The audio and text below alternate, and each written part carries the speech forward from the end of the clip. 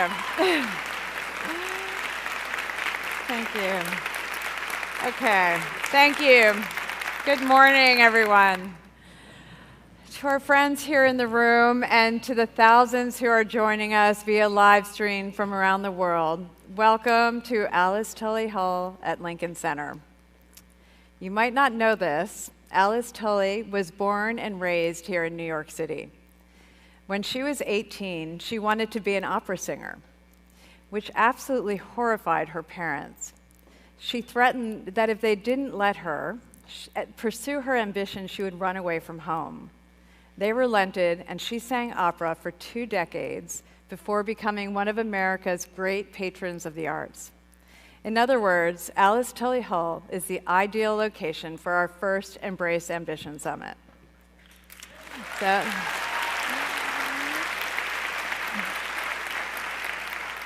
When I think about ambition and what it means to me, I think about 13 years ago. At the time, I was in the process of getting our company off the ground. Investors didn't like it when I told them that if the company was successful, I was going to start a foundation to support women entrepreneurs. I was warned not to use business and social responsibility in the same sentence repeatedly, but I kept doing it anyway, because I had big plans for our business and ideas about the ways that I wanted to help other people. That year, I was interviewed by a reporter from the New York Times. He asked me a question: "Are you ambitious?" The question made me very uncomfortable. The obvious answer was yes, of course. Why else would I be doing any of this? I was launching a global lifestyle brand so that I could start a foundation for women. I was walking into rooms of all male investors and making the case for why they should invest in my idea. I was falling asleep at 3 a.m. every night, night after night, and talking to all parts of the world.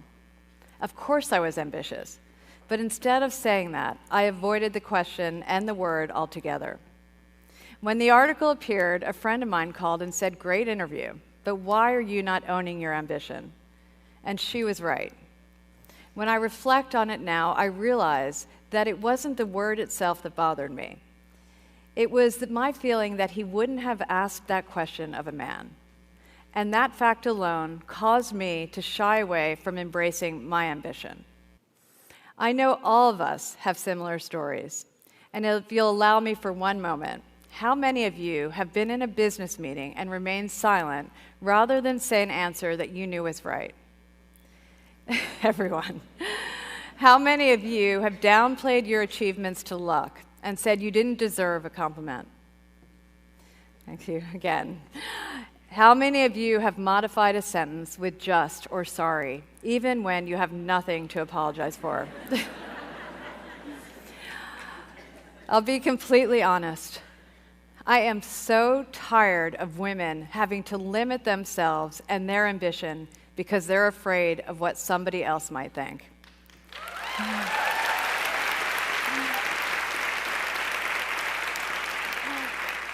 Here's the thing, women are not the problem. Our attitudes are. Today, I'm able to own my ambition. Yes, I am ambitious.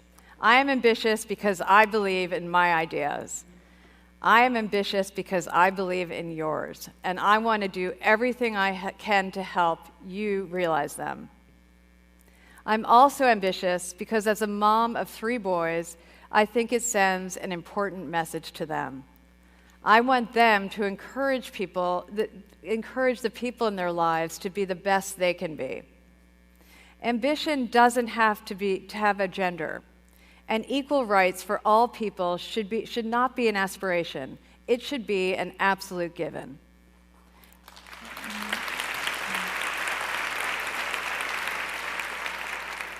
Diversity and inclusion are good for humanity, and they are also good for business.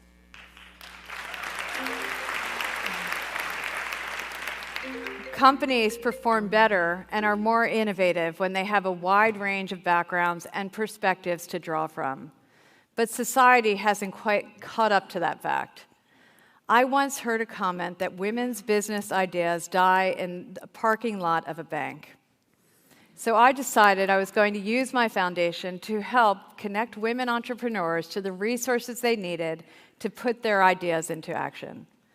Our capital program with Bank of America now provides $1 million a month in affordable loans for women entrepreneurs, and in total more than $35 million to date. Thank you. Our education program with Goldman Sachs has 175 women graduates, and our signature fellow program supports and mentors 10 fellows each year. Thank you. Tens of thousands of entrepreneurs rely on our website for tools and resources. But in the last few years, we've recognized that it's more than just resources that are holding women entrepreneurs back. What about the women who never made it to the bank parking lot in the first place? What about the women who have internalized the messages that society whispers in their ear that they should aim lower and expect less for themselves? With them in mind, and with my younger self in mind, last year we launched our Embrace Ambition campaign. We wanted to challenge assumptions about what it means to be a woman, and especially an ambitious one. The campaign exceeded our wildest expectations.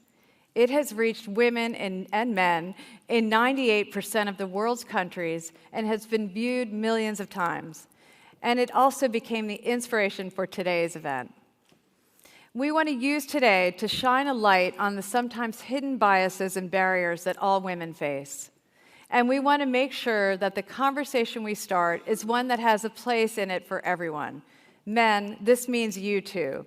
It is essential that you are a key element in the conversation about women's rights.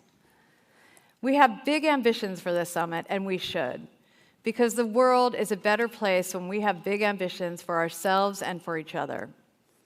The generosity of our summit partners has allowed us to create that vision. It is with profound gratitude that I thank our presenting sponsor, Bank of America.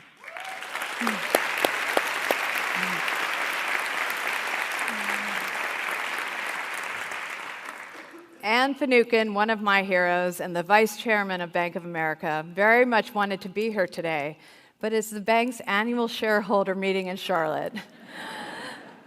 Bank of America are our longtime friends and collaborators. They are also friends to be proud of.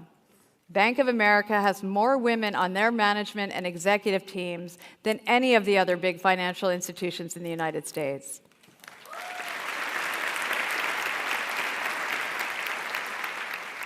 They have invested $1.2 billion in community lenders, including funds for our foundation's capital program, and their charitable foundation is one of the most generous and forward-thinking in existence. Thank you, Bank of America, for leading the way. I would also like to thank our visionary sponsors, the Leonard and Judy Lauder Fund, SAP, and Simone. We are proud to work with you.